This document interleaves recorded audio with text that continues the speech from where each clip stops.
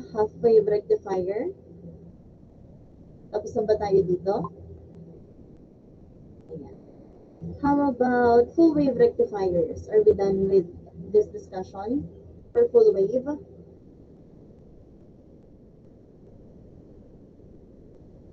So, wala pa tayo dito. Dito, baka tandaan nyo pa. Are we done with this topic for full wave rectifiers? Okay. So, done na tayo dito. Sige. So, move on na tayo with... Oh, so we're already done with this example. Okay na tayo dito. Wala naman pong question, clarification, well, interaction. All good. Sige. So, dalawa na lang yung part na hindi pa natin na-discuss. So, we'll continue with filters. After filters, we'll move on with regulators. Okay? So, short recap muna tayo before tayo mag-move on sa dalawang yon.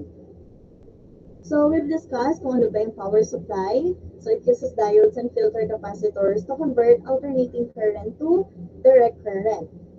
So, we also discussed the 4 parts na bumubuo sa ating power supply. Meron tayong transformer, rectifier, filter, and voltage regulator. Tanda pa po ba kung ano yung ginagawa ni transformer dito as part ng power supply natin? Sige po, please raise your hand for recitation. Parang pulang-pula naman po siya po. Sino pong gusto mag-recite for additional points sa inyong quiz? Record ko lang ang ating recitation pala.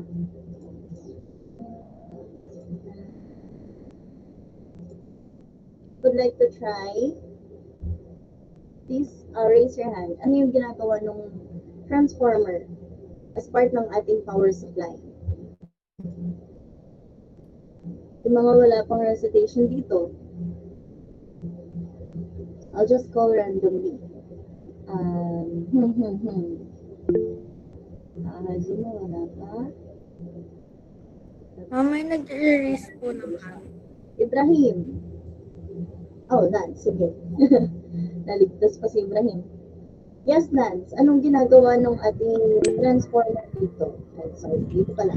Ma'am, yung transformer po yung nag-stabilize ng voltage po natin na dumadali po sa power supply po. Sorry, pakilakasan? Siya po yung nag-stabilize po ng voltage natin na dumadali sa power supply. Okay, and then i-stabilize ng voltage na kailanganin ng ating load, no? So, for example, pwede niyang pataasin, pwede niyang pababain. Okay? So, that's correct. So, I'll give 1.4 Lance. Okay, dito Lance. Ito pala. Sino pa kung gusto mag-try? May nag-raise ba ng hand? Yes, Julie? Ginagamit po yun to step up or step down voltage. So, dyan sa image na yan, nag-step down yung voltage dahil sa transformer.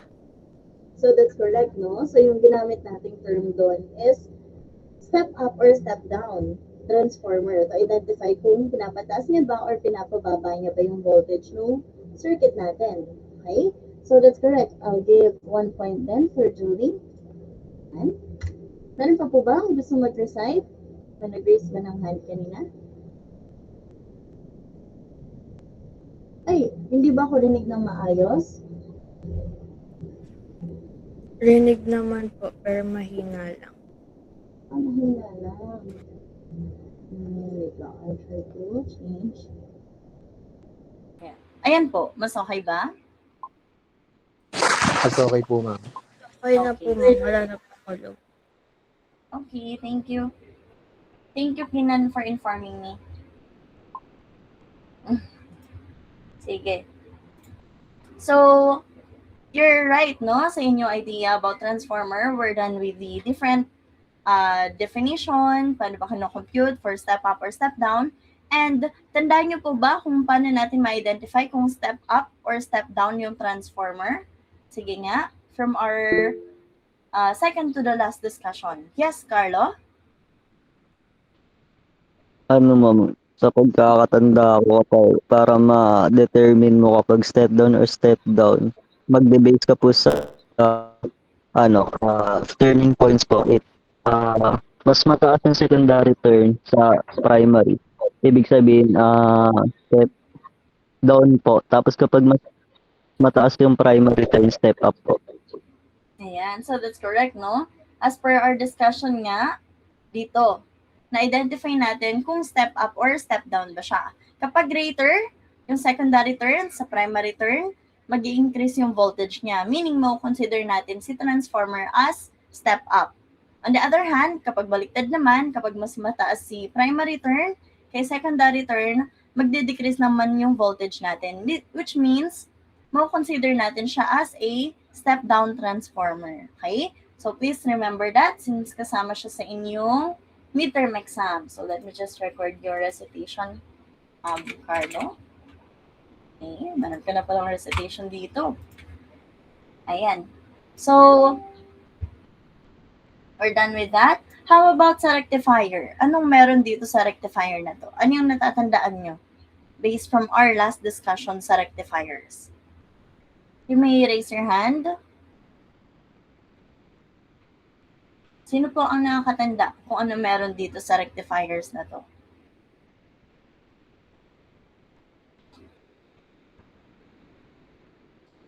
Sige po. Have any idea? Sino po yung nag-raise ng hand?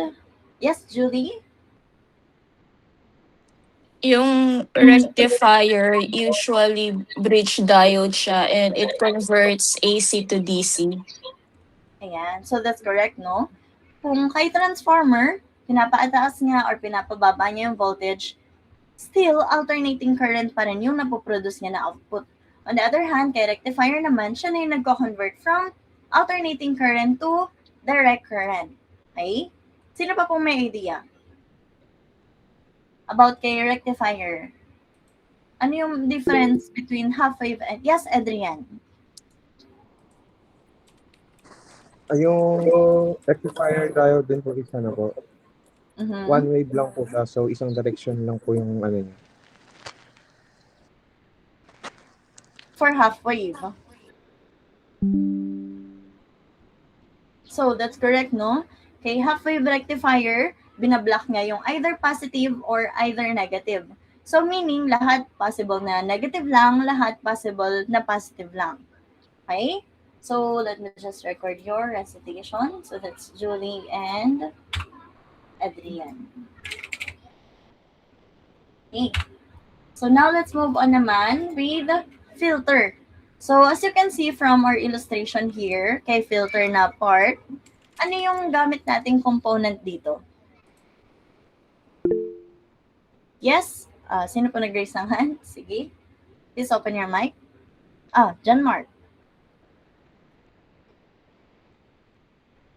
Anong component ginamit natin dito? Kay filter natin.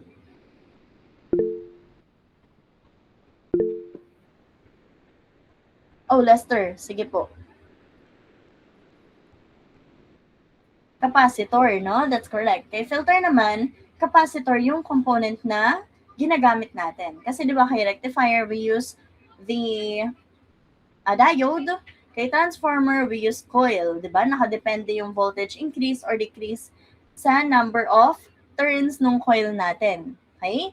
Kay filter, we use the capacitor as our component dito. So, dito na tayo kay, we're done with rectifiers. Dito tayo dito, filter. Okay? So, now let's move on with our discussion about filter. So, sinasabi dito na filter daw is a frequency-sensitive circuit that is designed to pass and reject frequencies and current pulses. Okay? So, meaning, from transformer na pinapataas or pinapababa yung voltage to the rectifier na either half-wave or full-wave rectifier that its main purpose is to convert alternating current to direct current. Kay filter naman, filter. Familiar naman kayo sa term na filter. No? Let's say ano ba yung mga filter na familiar kayo? Pangharina, no? Parang mas pulido or mas puro yung powder na ilalagay, let's say, sa bread, di ba gumagamit ng filter doon. Pero dito naman, instead of harina, frequency naman yung filter niya para mas maayos yung flow ng circuit natin. Okay? So, kaya siya frequency-sensitive circuit. So, it is designed to pass and reject frequencies and current pulses. Its purpose in a power supply system is to remove ripples from converted direct current. So, syempre, yung output ng ating rectifier is direct current na. So, yung direct current na output na yon, pinupulido pa lalo ni filter. Okay? So, we have an sample illustration here. Meron tayong alternating current. Ito yung itsura niya. Ito yung pulsating na output. And ito naman kapag filtered na. Okay? So, the most common technique used for filtering is a capacitor connected across the output. Capacitors can store a charge and then deliver the charge to a load. Later, when the rectifier output drops off, the capacitor discharges and furnishes the load current. So, dumadaan siya kay capacitor and yung expected output nun is filtered na. Okay? So, ripples are generated from the rectifier. So, when we say ripples, may ripples na tabog-tabog, no? Yung signal niya katulad nito. It has pulsating output. So, pulsating direct current is not pure because it contains an alternating component pa rin. Meaning, kahit na direct current na yung output ng ating rectifier, meron pa rin siyang ripple factor na tinatawag. Okay? Malinaw naman po ba yon? Please thumbs up if malinaw naman. Masyado po bang mabilis or kari boom boom? Kari naman. Okay. So, in our illustration here, makikita natin kung nasaang part ba dito si ating capacitor. So, syempre, ito yung transformer. Ito si ating diode bridge. For example, sa full wave rectifier, ito naman si ating capacitor. No? Na nag-undergo ng pag-filter ng ating frequency para makapag-produce siya ng direct current na katulad nito. Okay? So, we have sample output here from half-wave rectifier and full-wave rectifier. So, as you can see, yung half-wave rectifier, we've discussed this from our last lecture, no? Ang pinoproduce niya is either all positive, which blocks the negative, or all negative, which blocks the positive ripple. Pero in this case, sa positive yung pinapapas niya, and yung sa negative yung binablock niya. Kaya ganito yung output natin. And yung ripple na nakikita natin is itong mga wave na to. Okay? For full wave, ganito naman yung itsura niya. Okay? Gets naman po yung filter? Malinaw naman so far? Please, thumbs up if malinaw pa naman. If naiintindihan pa ang ating discussion. Ayan. So, carry pa naman. Okay. So, syempre, meron din tayong applied formula for ripple factor. Okay? And dito, medyo marami yung term na kailangan yung matandaan. Okay? Pero ang mahalaga lang naman dito is ma-identify nyo kung ano yung isa-substitute nyo na value for each part. Okay? So, ripple factor, it is the indication of the effectiveness of the filter. Para ma-identify natin kung effective ba yung filter ng power supply or hindi. Okay? So, dito meron tayong R, VRPP, VDC, VPREC, F, and RLC. So, yung R daw represents the ripple factor itself. VRPP represents the peak-to-peak ripple voltage. So, ito siya. Pataas, ng pataas, ng pataas. Yung pinaka-wave ng ating signal. Okay? VDC naman represents the average DC value of the filter's output voltage. VP rectifier or VP rect is the peak rectified voltage. F represents frequency. And please note na kapag frequency yung pinag-uusapan, ang unit natin dito is in hertz na po. Okay? Gets naman po yun? Again, kapag frequency, hertz po ang hinahanap natin doon. So kapag may nakita kayo dun sa given na hertz, alam niyo na agad na yun yung frequency natin. Okay? Kasi di ba last meeting may given tayo na frequency pero hindi natin siya ginamit. In this case, dito naman natin siya i-apply for computing our ripple factor. Okay? We also have R and C. So yung R represents resistor, but may L tayo dito sa baba, which means resistor load. Okay? So when we say resistor load, yun na yung pinaka sa output niya. So, di ba meron tayong for primary, meron tayong for secondary. Okay? So for secondary na, yung resistor natin dito. Yung resistor load natin dito. And we also have the capacitor. Malinaw naman po yon itong mga parts na to. Ayan. So, yan po yung mga possible na hanapin natin for getting the ripple factor. So, now let's move on with our first example here. So, medyo mahaba yung kanyang solution, but hinatiin naman natin siya ng step-by-step for you to understand it better, para mas madali nyo siyang maintindihan. Okay? So, we have an example here. We need to obtain the ripple factor for the given filtered bridge rectifier circuit. So as you can see, we have different values here from our given. Okay? So first, we need to solve for the primary and secondary peak voltages. So when we say primary and secondary peak voltages, yun yung VP prime natin and yung VP sec natin. Dun po natin siya ina-identify. Okay? Malinaw naman po yon. So again, VP prime and VP sec. Doon natin mapapari if what we're looking for is the primary and the secondary. Okay? So yung formula that we use for the VP primary, yung primary peak voltage natin is 1.4 dito times our VRMS. Tanda pa po ba kung saan nanggaling yung 1.4? Sige nga, John Mark, since you thumbs up. Saan po yung 1.4 nanggaling? Sige. Yung ano ma'am, 0.7 plus, ay, 0.7 plus 0.7. That's correct, no? Yes naman, nakinig last meeting. So yan din yung ginamit natin. Talaga naman. Yan din yung ginamit natin last meeting, no? Tama si John Mark. So we got the 0.7 plus 0.7 from our two diodes, no? Kasi it's either pa-positive or pa-negative. And once it passed through that circuit, it will pass through two diodes. Kaya nag-add tayo ng 0.7 plus 0.7. Okay? Kadalasan kasi ng mga diodes are made of silicon. Okay? Malinaw naman po yon. Please, thumbs up if gets naman po yon. Ayan. Then, we multiply it with our VRMS dito. Tanda pa po ba kung ano yung RMS? Ano yung RMS natin dito? Sige nga. Ano yung nire-represent ng RMS natin? Tanda pa po ba kung ano si RMS?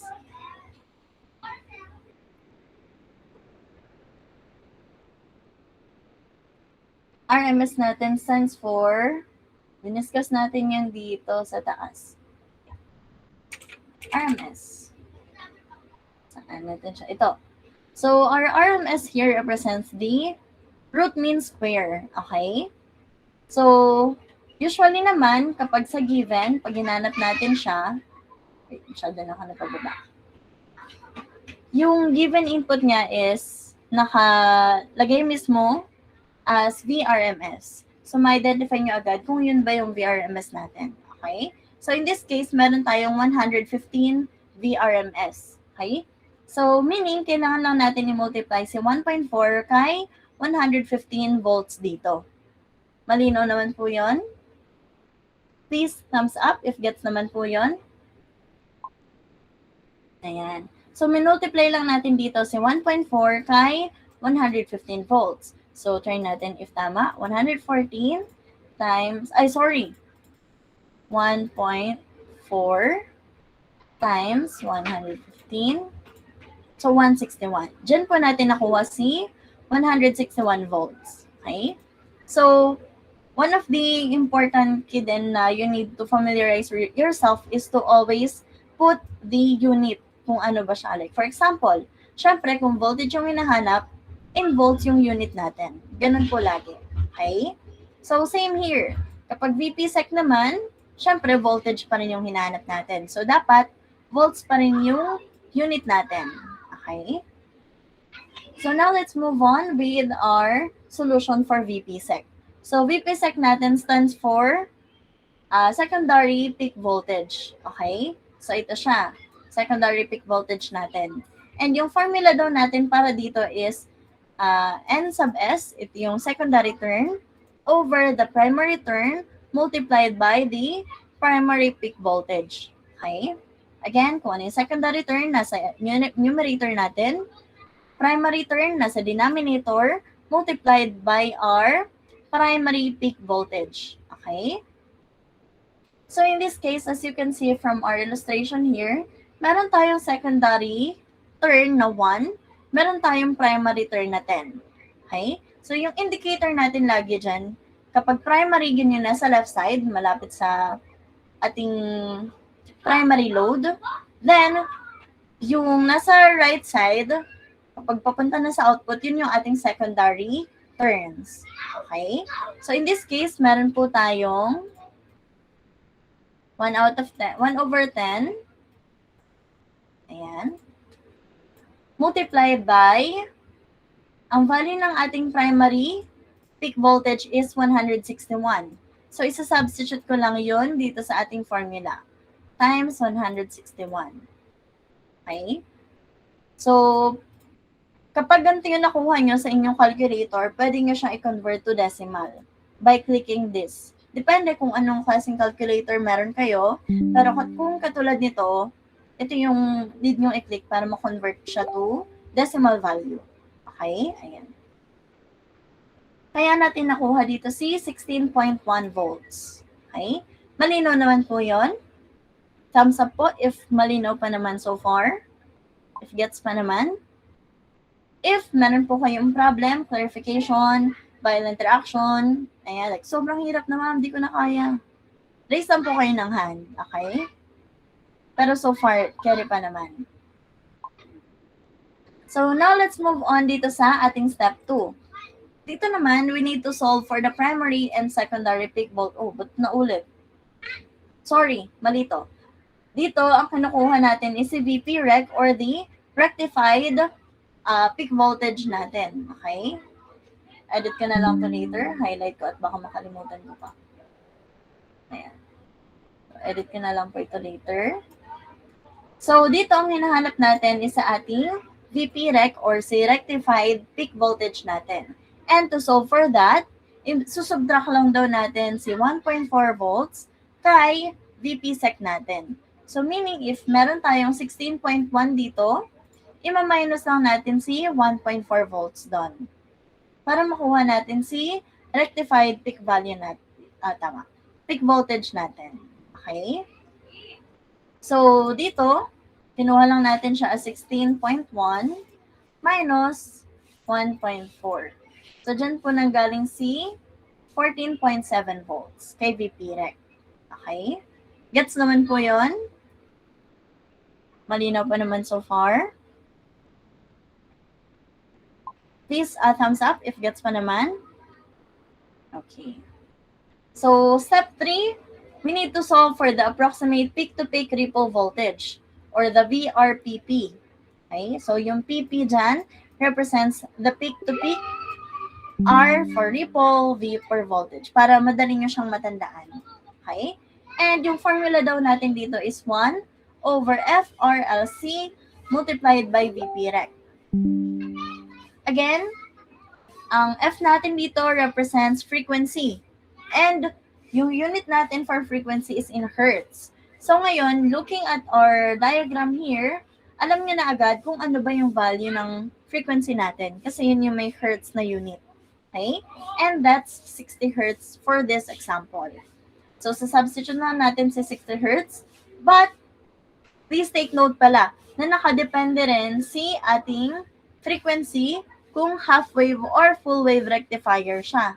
Okay? For this example kasi, full wave rectifier yung gamit natin. So, meaning, kailangan natin siyang i-multiply sa dalawa. Okay? So, with that, since meron tayong 60 hertz from our given here, dito, we multiply it by 2, kaya naging 120 hertz yung substituted value natin for our frequency dito. But if it's a half-wave rectifier, times 60 lang po siya. Malinaw naman po yon. Gets naman po? Okay. Then, minultiply natin siya kay resistor load. And yung value ng resistor load natin, syempre makikita natin kalapit ng resistor na symbol natin dito. Okay? So, ito yung symbol natin for resistor. Tama? Yung may zigzag. Tama po ba? Tama ba? Please thumbs up if tama naman yon. If gets pa naman kung saan nakuha si resistor. Ayan. So, syempre, yung symbol natin for resistance is yung pa-zigzag na line. Okay? So, looking at this diagram, you can say that this is our value for resistance. Okay? So, meron tayo ditong 2.2 kilo ohms. Okay? So, lagyan natin dyan as 2.2 kilo ohms. Then, syempre, kunin din natin si capacitor. And their unit for capacitor is in farads. Diba? So, with looking at this diagram, schematic diagram, we know that our unit for the capacitor is in 50. Anong tawag po dito sa symbol na to? Ano pong tawag natin dito?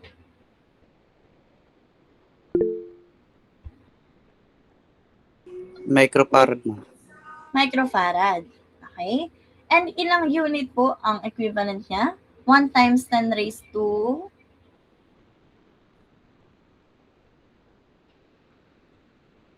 ano po si microfarad natin? 1 times 10 raised to positive, negative 6. Ano po?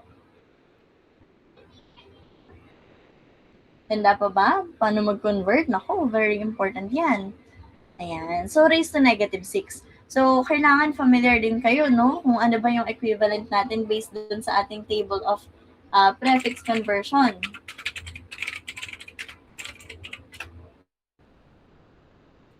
Ayan. So, ito lang naman siya.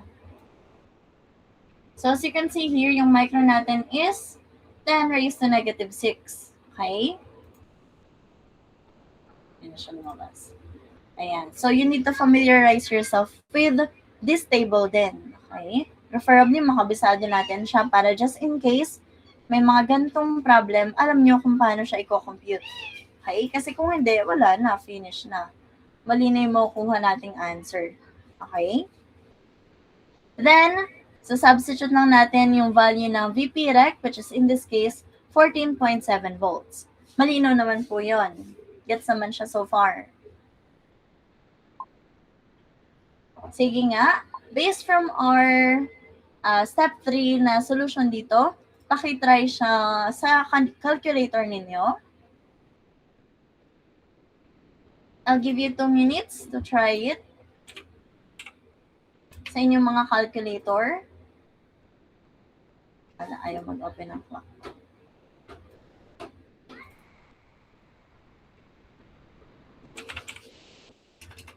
Ayaw niya yun.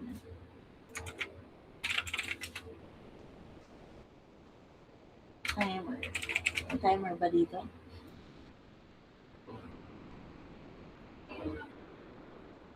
Ayan.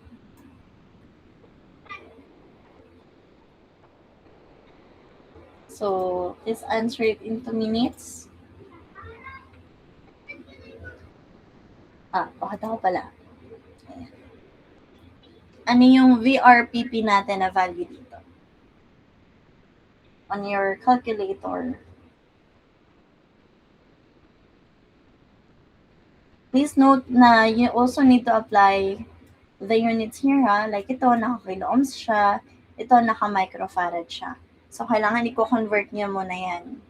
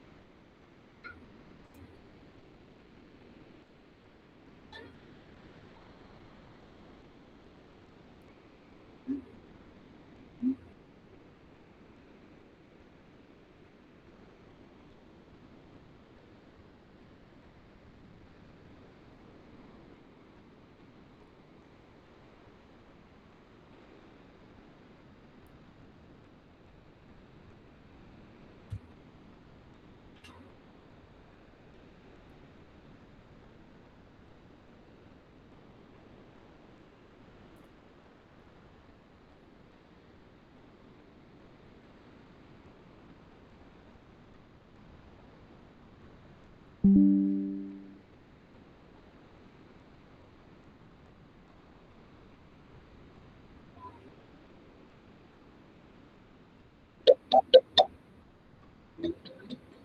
time's up. Sige po. Wait, may comment natin. Ma'am, saan niya po ulit nakuha yung 110 hertz? Okay. Thank you, Julie. So, that's correct, no? Naging times 2 siya kasi we have full wave rectifier. Ayan. If half wave siya, 60 hertz lang. But in this case, since full wave, times 2. Kaya siya naging 120 hertz. Sino pong nakapagsagot na for step 3? What's your answer? Please raise your hand if meron na nakakuha ng final answer for step 3 natin for VRPP. Meron na po ba? Yes, Adrian? What's your answer?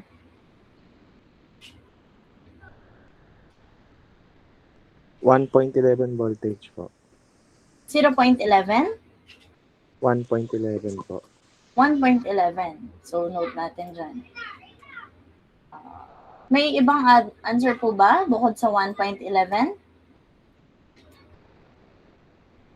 1.11 ang answer ni Relax. Adrian. Okay. How about the others? 1.13 po sa akin, ma'am. Ano ulit, Carlo? 1.13 volts po. 1.13 volts. How about the others? Meron pa bang ibang answer? Oh, most of you got 1.11. Sige, try natin siya, ha? So, didiretso ko na siya dito sa ating calculator. So, meron tayong numerator na 1. Denominator, we have 120 times 2.2. So, since meron tayong k dyan, didiretso ko na siya ng times 10 cube. Then, 50 times 10 raised to negative 6 tayo dito. Multiplied by 14.7. Equals to 1.11. Okay? So, yung final answer natin dito is 1.11.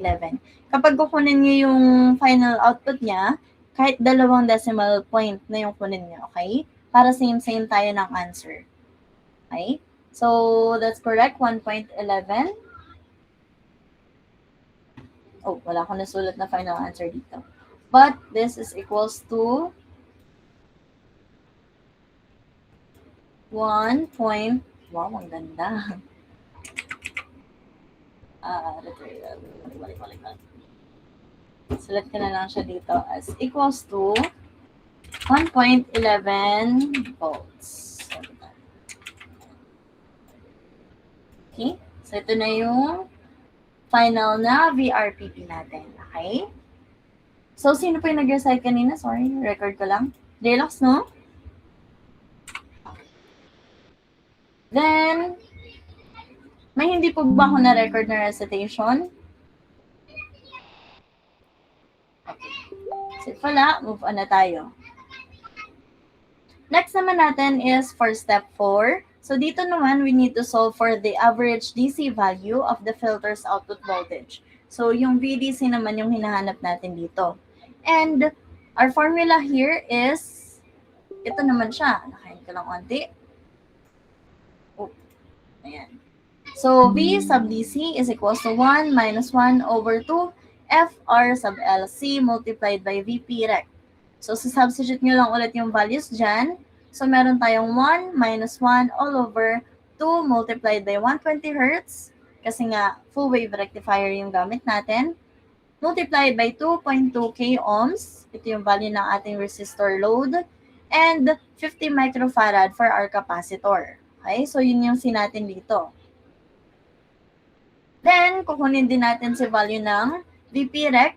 Mumultiply din natin siya dito sa buong to. Okay?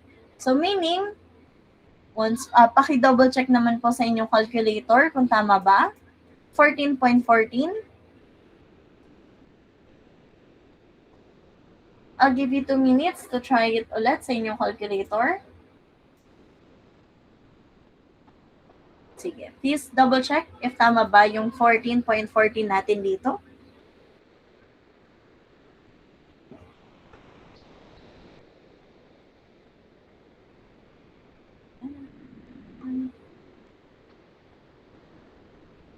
Try nyo siya sa calculator nyo ha, baka natutulog na kayo. Naku.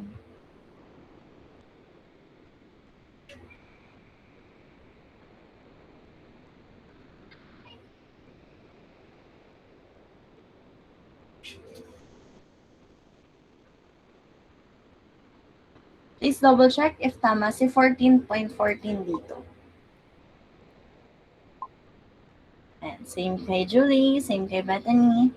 How about the others? And naka-join na si Prudence. Ayan, kay Carlo, tama naman. Same din kay Adrian. Kay Ralph, same naman. Okay? So, para mas madali, pwedeng isahang computation na sa calculator, no? So, pwedeng diretso na natin. Same kanina. 1 minus, especially kung ganito yung calculator nyo, kung same ng ganito, yung features, pwedeng idiretso nyo na siya. So, meron tayong 2 multiplied by 120 multiplied by 2.2 times 10 raised to 3. Since kilo is 1 times 10 raised to 3, positive 3.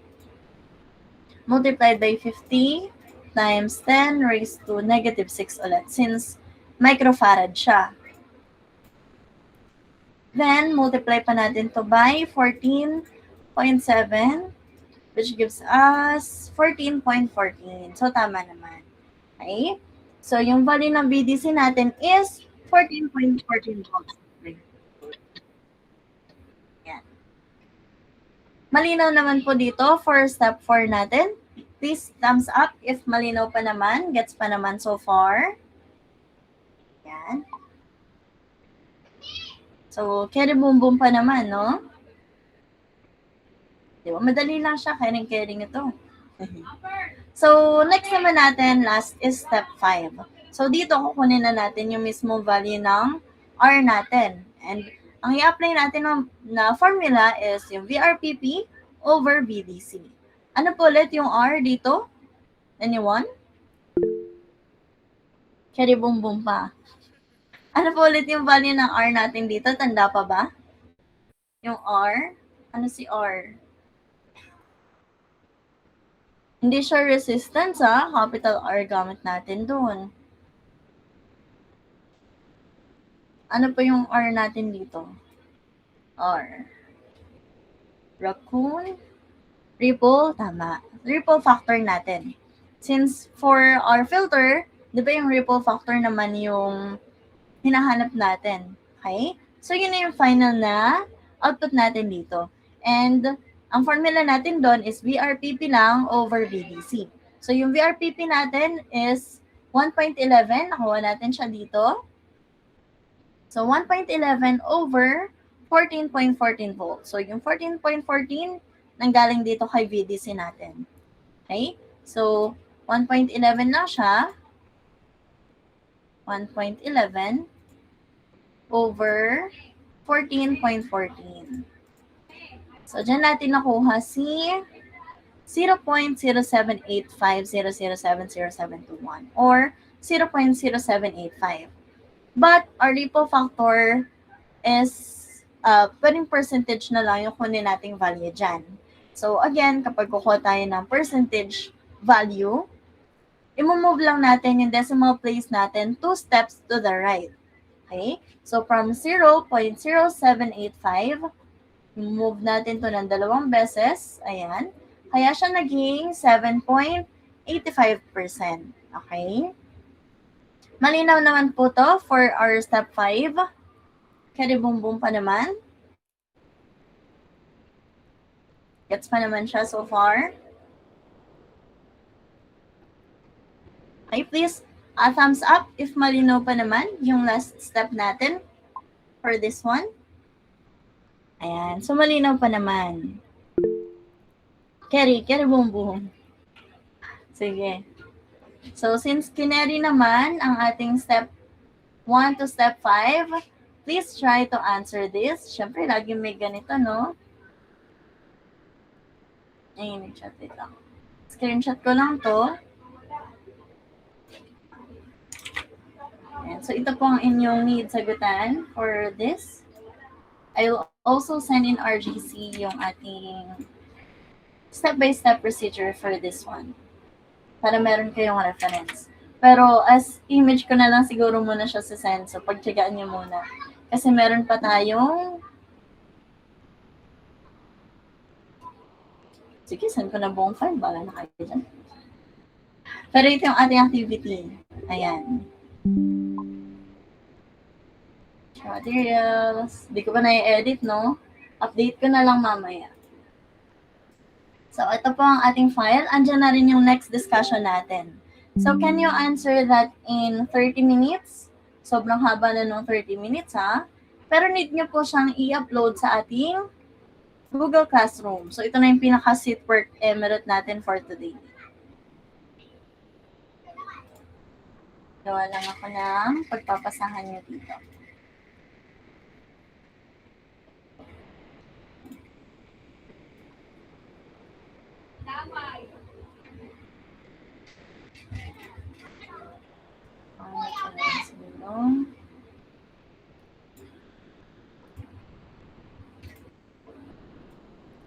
Let's try.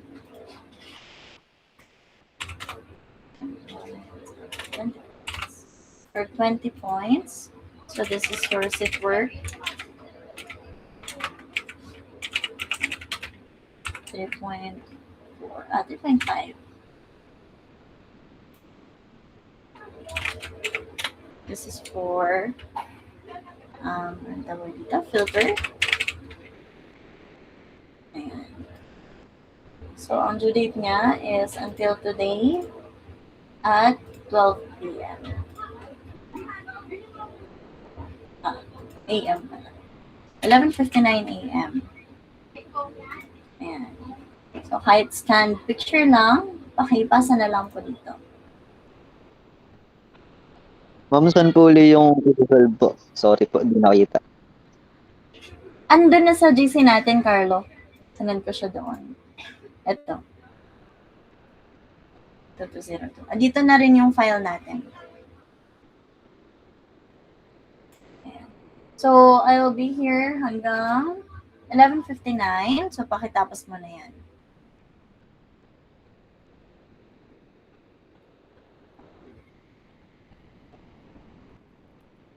Then later, siguro lunch muna tayo ng 12 to 1 before tayo mag-proceed sa ating continuation for regulators naman. Very quick discussion na lang naman yung for regulators. Again ha, hanggang 11:59 p.m. AM lang po to today. Kaya, una na po ito.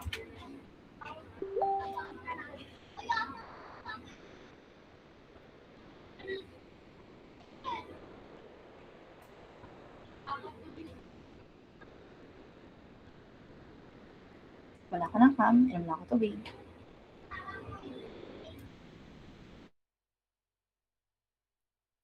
But before we move on with that, rinig naman po ba ako? Please, thumbs up if I'm loud and clear. Okay. So, for now, since we had your sit work, let's choose 5 students to present their work. I think masyadong marami yung 5. Siguro mga 2 to 3 students to present their work. Let me share my screen. Entire screen ang aking i-share. Okay. So, wheel of names na lang po tayo. Ito siya. Ayan. So, wheel of names.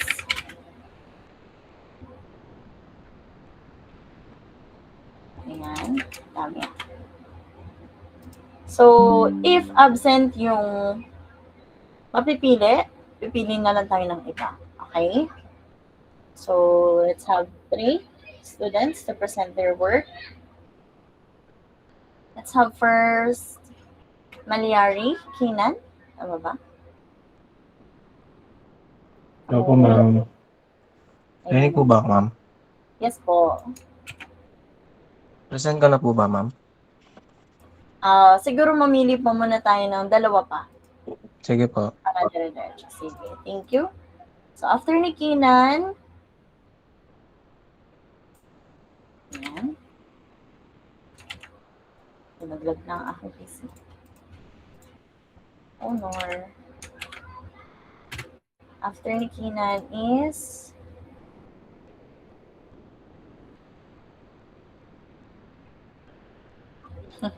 Julie. Ikaw ulit, Julie. Okay. After Julie, last one is Banyares. Andito po ba si Banyares? Andito ba si Banyares? Opo, ma'am. Ma'am, Okay. opo, ma'am. Ano po gagawin, ma'am? I-present mo yung gawa mo. Ma'am, nasa ano po, ma'am? Nasa taas. Sa board. Nasa work ka ngayon. Sige, Oo, ma'am. minus 20 na lang. Charis. Sige po. Sige. So, hindi ka makakapag-present kahit 2 minutes? Opo, ma'am. Sorry, ma'am. Hindi ko po nabasa. Umalis na po agad sa bahay pagkapasa ko ng activity. So hindi ka... Okay, sige. Thank you po. Minus yan, minus. Minus to. Minus yan. Minus 5 ka, boy. Charis. Ano? So, hindi na si Banyares.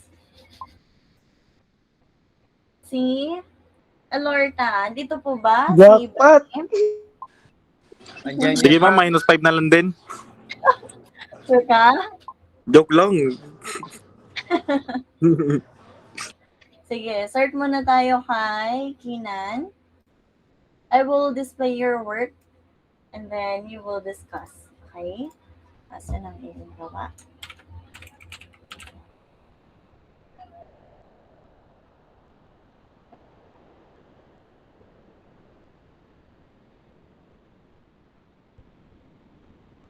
Sige po, you may now start. Dito muna tayo sa step 1.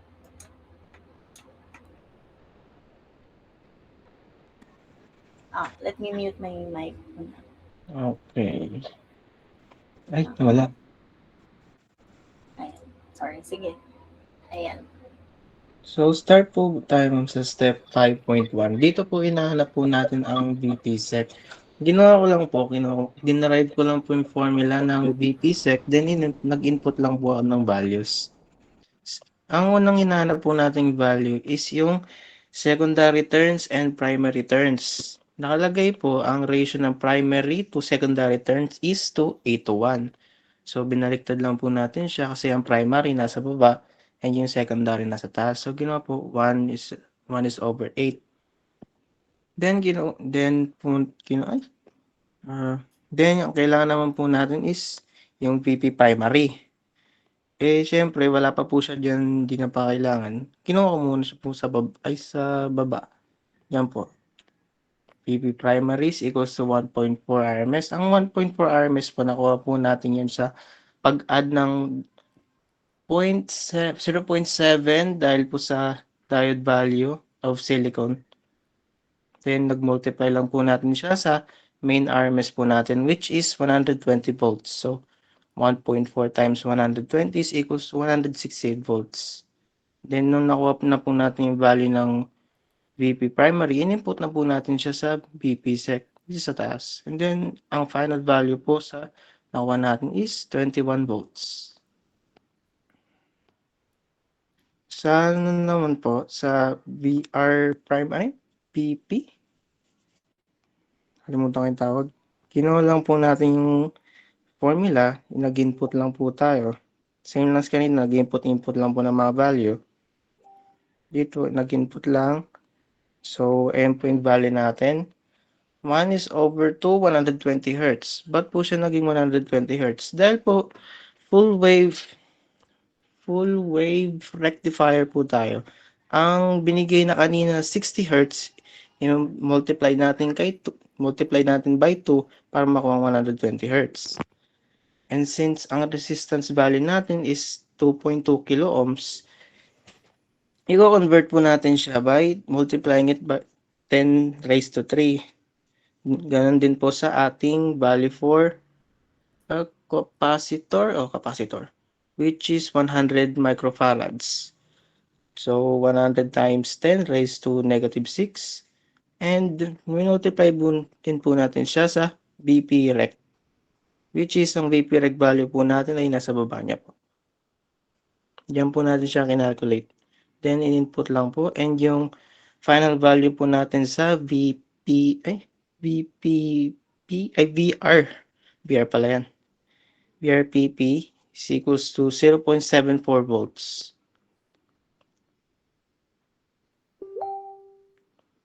And last but not the least, sa VPC naman po, ayun lang po, kinuha lang po natin yung formula para makuha natin ang mga needed values. So, dyan po, sinundan ko lang po yung formula dyan. 1 minus is 1 over 2 multiplied by 120 Hz times by ang resistance value natin na 2.2 times 10 raised to 3. And yung value din po ng ating capacitor, which is 100 times 10 raised to 6. And minultiply lang po natin siya sa VP rect. And ang final answer po natin dyan is 19.22 volts. And finally po naman sa ano yung R? Nakalimutan ko yung R. Ripple factor. Ayun. Ripple factor. Ripple factor, again, kumuha lang po tayo ng formula. Nag-base lang tayo sa formula. VRPP over PPC. Then, in-input lang po ng mga nakuha nating value kanina. Sa VRPP, ang nakuha po natin is 0.74 volts over PPC, which is 19.22 volts. Hindi ko nalagyan ng volts. Is equals to 0.0385. Then, para makuha po natin yung percentage, i-multiply lang po natin siya by 100. Thus, nakuha po natin yung final answer, which is 3.85%. Okay, thank you so much for that, Kinan. Meron lang ako mga correction dito, ha. Kasi, regarding dito sa iyong substituted value ng resistor load, it's supposed to be 3.3 kilo ohms. Tama ba? Check natin, ha. Mali. Patay tayo dyan. Mali. Mali ako. Masyado ako nagbase sa module. Oo, it's supposed to be 3.3. Kaya pala layo ng calculation ko. Ayun. Tapos ito is DC to, ha? Hindi siya VPC. Direct current siya. Okay?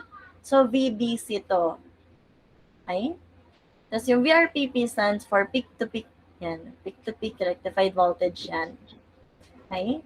So, tama naman yung flow ng computation. Ang naging problem lang is yung substituted value for resistor load. Nako, sayang naman. Ay, sayang ang points. Still, congratulations. I'll give you additional points. SC points for recitation. Yung. Okay. Next, let's have Julie. Thank you, Kinan. Ayan. So, next Thank you naman po. Julie.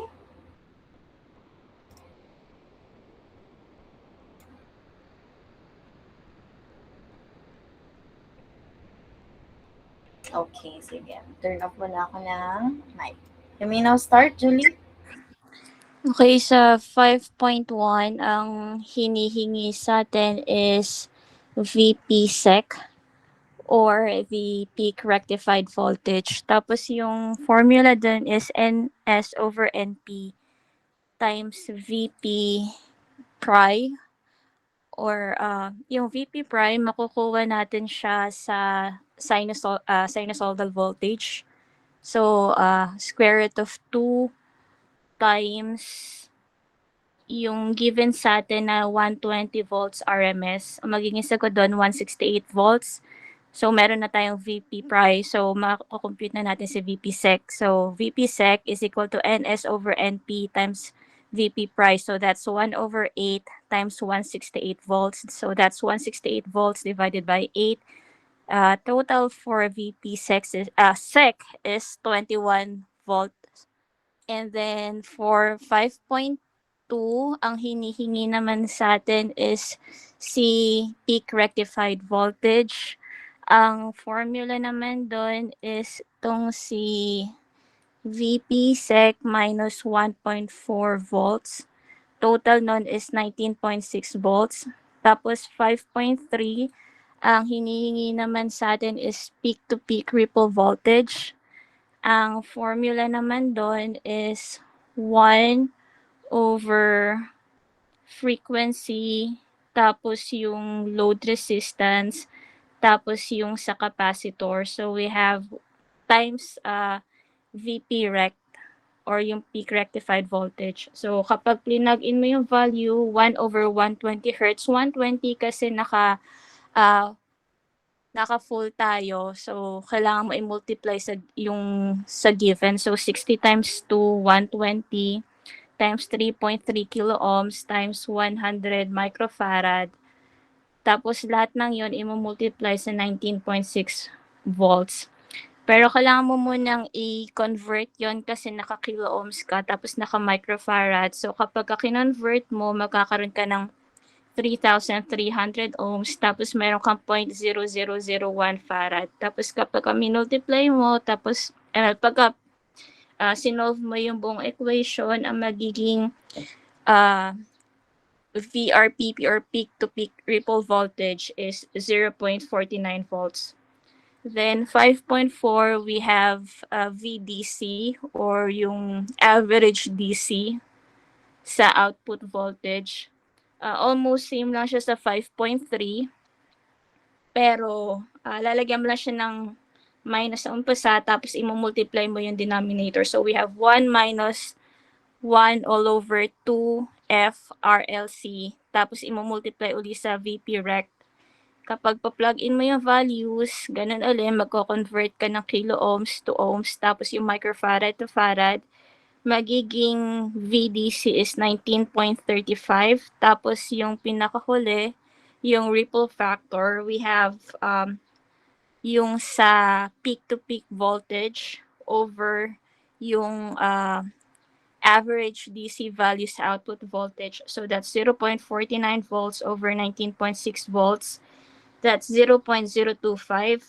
And since ang hinihingi sa atin is in percentage, i-multiply natin by 100. So we have 2.5%. Okay, thank you so much for that, Julie. Wala naman akong comment dito. Okay, so next, lastly, we have Alorta. Sa akin, marami ka. Wait lang po. Ayan. Paano ko explain to? Ayan mo yan. Kinopya ko lang to eh. Yes, Lords. So, Ibrahim. So, you may now start. Ay, sige ma'am. So nag-base nga lang doon ako sa PPT mo rin din ma'am. So ang given kasi is yung VP is 120 volts. Then ang ratio is 8.1. Then ang RL is 3.3 kilo ohms. Then ang C is 100. Then ang F is 60 hertz. So sa step 1 ko ma'am, ang formula kasi is yung VP is equals to 1.4 times V RMS. So kinonvert ko lang din 1.4 times yung RMS na 120 is equals to 168 volts. So sa step 2 ma'am, yung tag dito. Ang tag dito.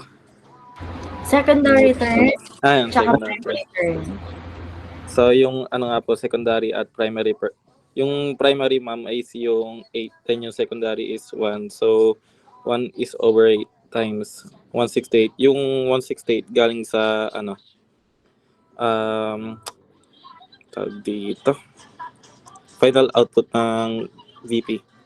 So, equals to 21 volts.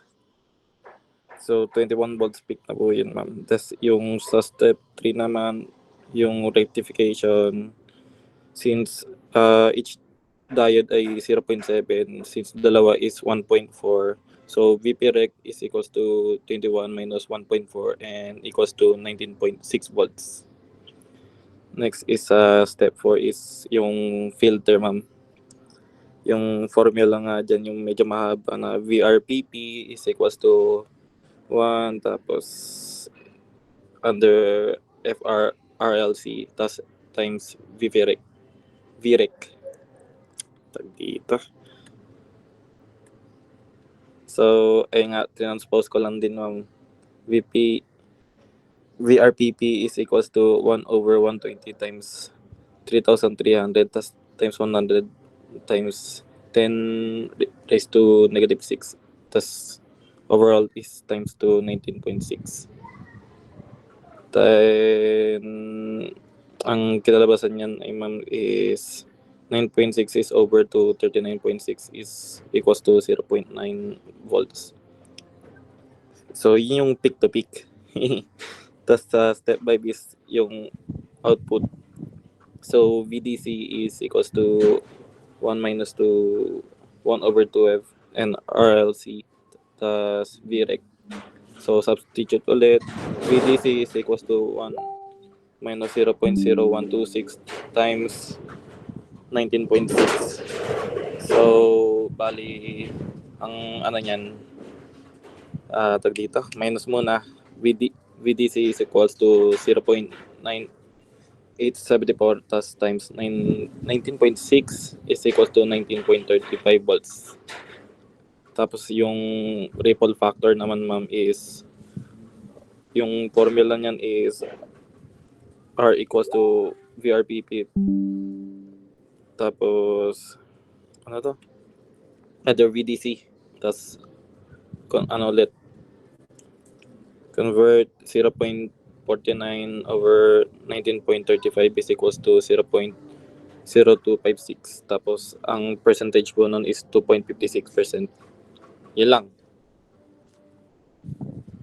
Okay, so thank you so much for that, Elorta. So same kayo nang nakuha ni Julie, no? Ang naging problem lang dun kay Kenan is yung maling resistor load. Okay? Sige. Ayan. So thumbs up naman po if same din yung nakuhang output pati sa iba. Same ba?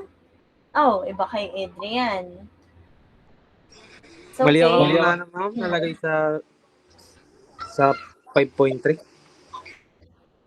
5.3? Anong nakuha mo doon? Hindi, 0.49 po yung sagot, 0.50 po yung nalagay ko, naduling. So na-round off mo siya. Okay. It's okay. Sige po, proceed naman na tayo with our next discussion. Ay, wala naman ang question so far. Malinaw naman na lahat. Ayan, thumbs up naman po if all goods na tayo for the filter. Okay. So now let's move on with regulator. Ano bang gagawin ko? Close ko lang yung submission nito. Okay. So now let's move on with our next topic, which is about regulators. So we're done with the filter. Dito naman tayo sa regulator, which is the last part for our power supply. So this can be elaborate circuits using integrated circuits or IC and transistors and can be packaged as a diode or as a linear IC. So Zener diodes are used regulators as these are connected in shunt or parallel with the load. So sinasabi dito na for regulators daw, we use Zener diode. Okay? So ito po yung Zener diode natin and in parallel po siya sa ating resistor load. So power supply output voltage tends to change as the load and the power supply changes. The output also tends to change as the AC input voltage changes. This can cause some electronic circuits to operate improperly when a stable voltage is required. The power supply must be regulated. So, ginagamit ang regulator, syempre, to regulate yung supply ng ating power supply. Okay? So, yun lang naman siya. So, very short lang yung ating formula for regulators. So, here is our first example. Ayan. So, pakita ko pala muna itong emphasize ko lang, yung ating simple illustration dito. Ito yung example ng smooth waveform after the filter. And ito naman yung regulated waveform na direct na. Okay? Now, let's move on with our example here. So, dito, we need to determine the minimum and maximum load currents wherein the given Zener diode will maintain regulation. If V sub Z is equals to 24 volts, I sub ZK is equals to 2 milliamperes, and I sub ZM is equals to 45 milliamperes, what is the minimum R sub L that can be used? Assuming that C sub Z natin is equals to 0 ohms. Wait lang, ito ba yung niya? Materials. Ay, okay.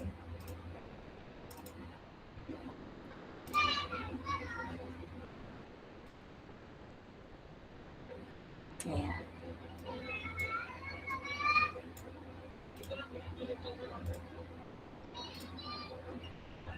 So, dito na tayo sa last part. Ayan.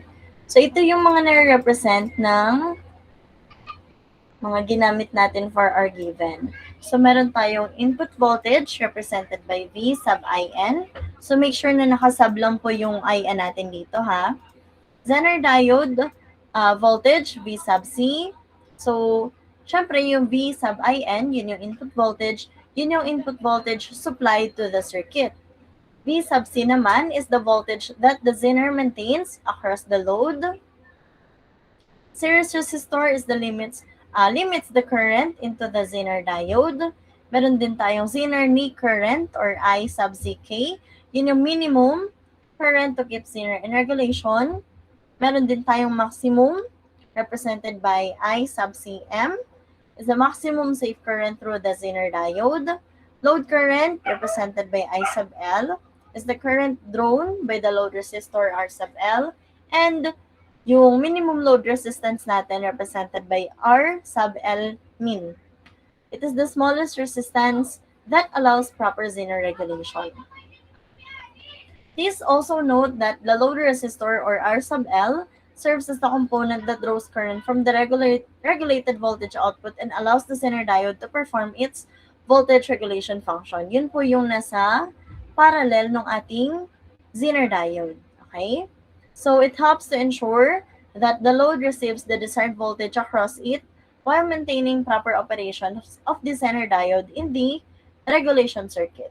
Kasi diba, we define Zener diode as it allows the current to flow in one direction, but if there's an enough voltage, it can also allow the flow of current in the opposite direction. Okay? So, dun po natin siya ina-apply for power supply. And ito naman po yung ating formula in the regulator part of our power supply. So, una, meron tayong I. Siyempre, I here represents our current. And our formula here is V sub IN, yung input voltage, subtracted by our V sub C, wherein V sub C represents our Zener diode voltage. Okay? So, substitute lang natin yung values niyan divided by our resistance load or R sub L. So, in this case, our R sub L is equals to 470 ohms. So, ayun, substitute nyo lang po yung values niya. Let's say we have here from R given 48 minus 24 over 470 ohms. So, meron tayo ditong 0.05, 10638, and so on. So, syempre, pwede naman natin siya i-convert to milliampere. Okay? Pwede naman po yun kung masyadong maliit yung value. So, dito, ginawa natin siyang from 0.05163 ampere to 51.06 milliampere. Okay? So, when we say milli, ilan po yung exponent niya? Ano po exponent natin for milli? Tanda pa po ba? Kung for micro, 1 times 10 raised to negative 6.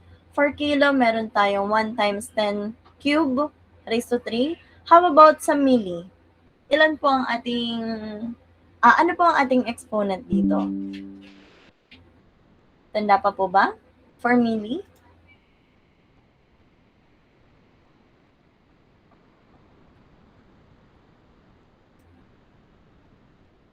Anyone? Raise your hand. Ayan, negative 3, no? As per Julie. So, that's correct. So, kung for micro, meron tayong times 10 raised to negative 6. For milli naman, we have times 10 raised to negative 3. So, meaning, 3 beses natin siya i-move to the right. Okay? So, from 0.05163 amperes, it will become 51.06 milliampere. Okay? And please note na we can use this symbol, yung equal sign na curve, ayan, as equivalent value. So, hindi siya yung exact value niya, kasi as you can see, meron pa siyang decimal values dito, no? So, when we use this symbol, or this sign, we will know na hindi ito yung exact value natin. Meron pa siyang possible na karugtong na decimal values. But hindi na natin siya in-encode dito. Okay? So, pwede nyo rin po yan gamitin. So, in this case, yun na yung value natin for our current. Siyempre, kapag current, ampere yung unit natin. Kaya naka-ampere siya dito. Okay? Malinaw naman po ba for our step 1? Please, a thumbs up if all clear naman. So far? Clear naman po ba? Ayan. Thumbs up po if all clear. How about the others? Nakikinig pa po ba? Ako po. Ayan. So, nagigets pa naman. So, next is, we will get here our load current, yung minimum load current, tsaka yung maximum na load current natin. So, to get our value for that, we just have to subtract for minimum from our current. We have to subtract our I sub Cm, which is in this case, yun yung maximum zener current natin and yung maximum zener current natin. So, we have 51.04 milliamperes na nakuha natin dito. Ba't naging 04 siya? 51.06.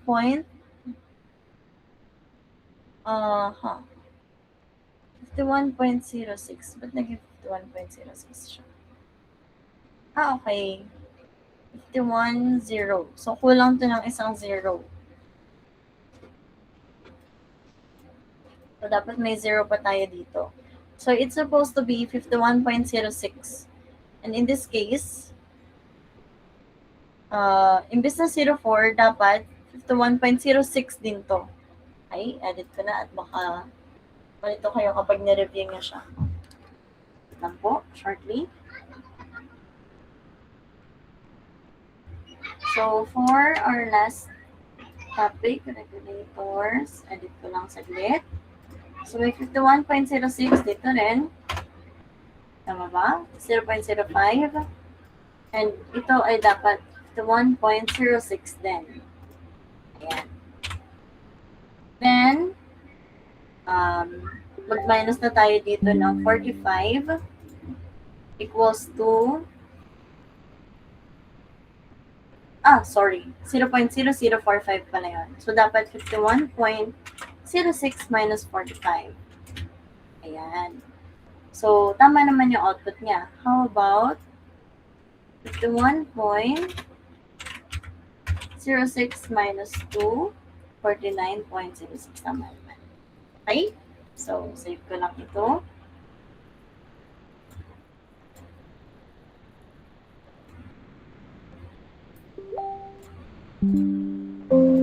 I will also upload it pala in our Google Classroom later after our discussion. Ayan. So, ito na ang ating updated. So, kinuha lang natin dito yung minimum and maximum na current load natin. And after that, lastly, we'll get our resistance load, the minimum. So, to do that, we just have to substitute our value for the V sub C or the Zener voltage. Okay? Zener diode voltage over I sub L maximum. Which is in this case, meron tayong 49.06 milliampere. So, substituting our values, we have 24 volts over 49.06 milliampere, which gives us 489.20 ohms. So, try natin siya. Meron tayong 24 over 49.06 times 10 raised to, yung mili natin is negative 3. So, dapat ang output is 489.20. So, since 6 to, nag-round off tayo, kaya siya naging 489.20 ohms. And ito na po yung final na answer natin. Okay? Malinaw naman po yun. Everyone, please, a thumbs up if gets naman. So, mas mabilis yung process ng pagkuha ng regulator value natin compared sa filter. Mas mahaba yung process natin doon. So, ayun lang naman. And that ends our discussion for power supply. Now, let's move on to your activity. So, ito na yung last na seat work nyo for this topic. I'll just send the question in our GC. Ayan. So, same kanina. Please upload your final output in our Google Classroom na lang din. Okay. Hanggang anong oras po? Ang time naman natin is hanggang 4:30. So, sige, you may use the rest of our time to do this activity. So, mahaba-haba pa yung sila. Yes po. Ma'am, okay lang po. Hindi po ako Hindi ka naka? po akong dito. Nasa work pa kasi ako. Hindi pa ako makakagawa dito sa work. Mga out ko po, mga 6 pa po eh. Mga 6 pa. Pero nakagawa ko ng activity natin kanina. I-midnight nyo na lang, ma'am. Alin? Sorry? Apo. Kanina po nakagawa po ako. Nasa work na po kasi ako. Nakagawa ka. Sige. I'll set this due date na lang until 10 p.m. today. So, habol na lang yung iba. Okay? So, very quick lang naman to. So, kaya-kaya nga siyang sagutan ng 5 minutes, I think. So, post ko na po siya dito sa ating Google Classroom as an assignment. So, this is your sit work 3.6 entitled for regulators.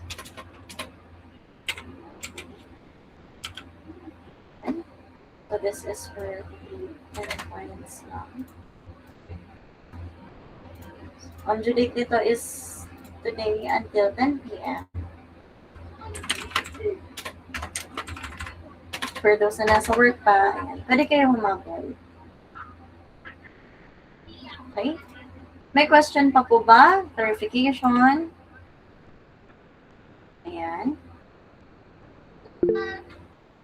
Yes, Anya? Ano pong question? Related lang po sa attendance. Kasi po, late lang po ako ng 1 hour. 11:30 po nakapasok.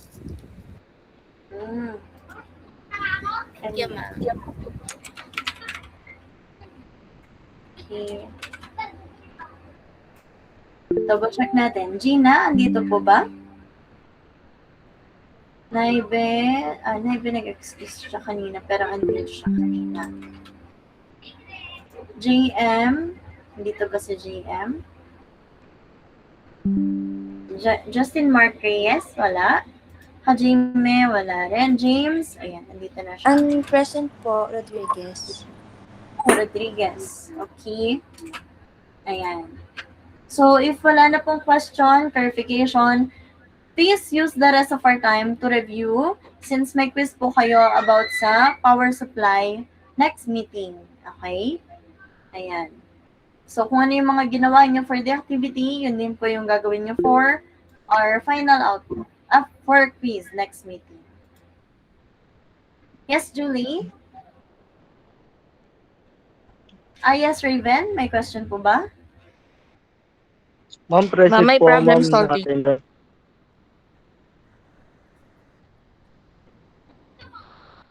Sino nauna? Si Ate Julie Sige, po. sige. Yes, Julie?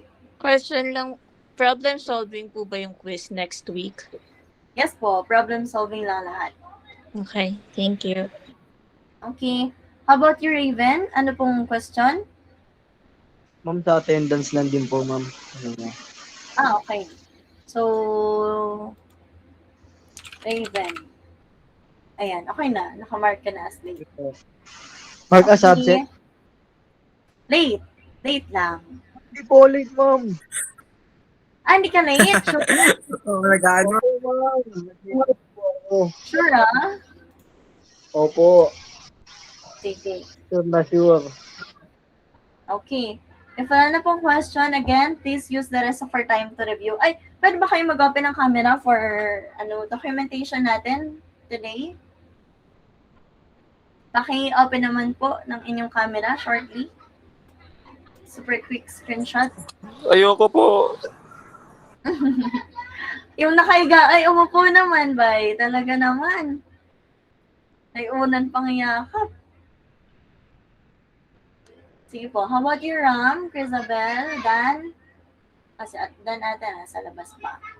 Carlo, Enya, Hajime. Okay. So, I'll take the screenshot in 1, 2, 3, smile. Okay. Ayan. Okay na po. Ay, katuwa. Sige po. Thank you, everyone. See you next meeting. Sige po. Have a good week.